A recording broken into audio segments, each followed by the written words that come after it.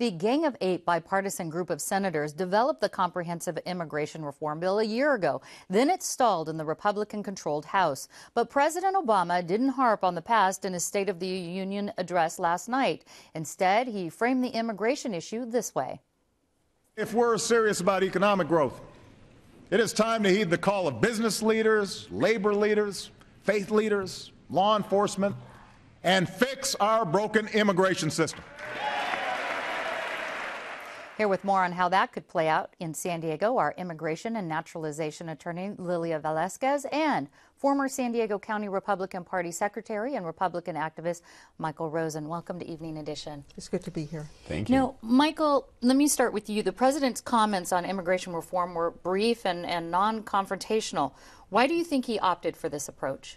Well, the president essentially gave the same boilerplate comments about immigration reform that he has in each of his previous State of the Union addresses. And it's telling that it's really Republicans who are taking the lead now in pursuing immigration reform, whether it was with the comprehensive package passed in the Senate under the leadership of Senators Marco Rubio and Jeff Flake and others, or with what we understand to be upcoming legislation going forward in the House. And Lilia, what do you think has changed since Obama's last State of the Union address? He asked Congress to send him a comprehensive immigration reform bill in the past. They didn't do it. What's changed? What do you see now? Well, I think that the president certainly last night changed the tone of the immigration discussion, did not want to antagonize the House Republicans, and basically said, I know you want to fix our broken immigration system. Let's do it. And I think this is why he used the softer approach. What has changed is that the bipartisan proposal that was initially approved by the Gang of Eight just went out the window. And so now we have to start from scratch. And the House Republicans now have to come up with their own version, and there's fear that they're going to do it on a piecemeal approach rather than comprehensive immigration reform. And we will talk about that piecemeal approach. But first I want to ask Michael, Republicans in the Senate did unite for the state's version of this immigration reform bill. And as Lilia said, we're not seeing this similar cooperation in the House. How come?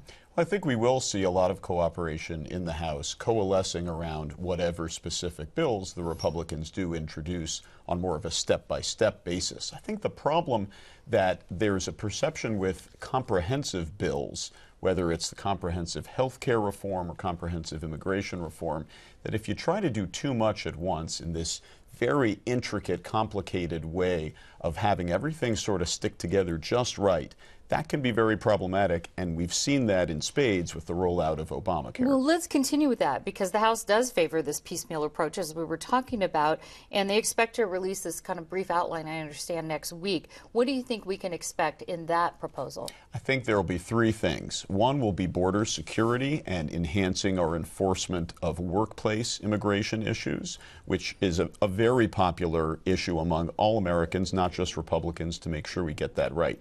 Number two, what I understand will be an increase in the availability of visas for graduate students, high-skilled workers, folks in the science, technology, engineering area to increase our edge there. And lastly, I think there will be some form of a pathway toward legalization or normalization of the status of many, if not all, of the folks who are right now living in the shadows. And Lilia, let's go with that last point. Is there room for compromise and what to do as far as prioritizing in regards to what to do about the number of people who live in the U.S. illegally? Is there different focuses, for instance, either the border security or the speeding up the process for getting legalization status? Well, we already have, under the Obama administration, several policy changes that benefit immigrants. You know, DACA is one of those programs. But people want legalization and a path to citizenship. Again, because we cannot just accept legalization, have this new status. We don't know what rights they will have. Can they travel? Can they plan for the future? So there is concern that a path to citizenship really has to be one of the issues that the House Republicans need to tackle and need to include in their own version of immigration reform. And we'll have to end on this. I'll ask you both, and I'll start with you, Lilia. What potential do you see as something getting passed this year on immigration reform? We're optimistic. We feel that we have heard signals from the House that they do want to fix our broken immigration system. And there's certainly a lot of impetus and a lot of advocacy, and I think that we will probably persuade them to do so, especially if they believe that it is good for America to legalize those 11 million people. And how about you, Michael? I agree with Lilia, Peggy. I mean, I think that you're going to continue to see leadership from Republicans on this issue in the House, following up on leadership in the Senate. I think there will get something done, and I think whatever that something is, will have the support of a strong, overwhelming majority of Americans. That's the plan. All right, Michael Rosen and Lilia Velasquez, thank you so much. Thank you. Thank you very much.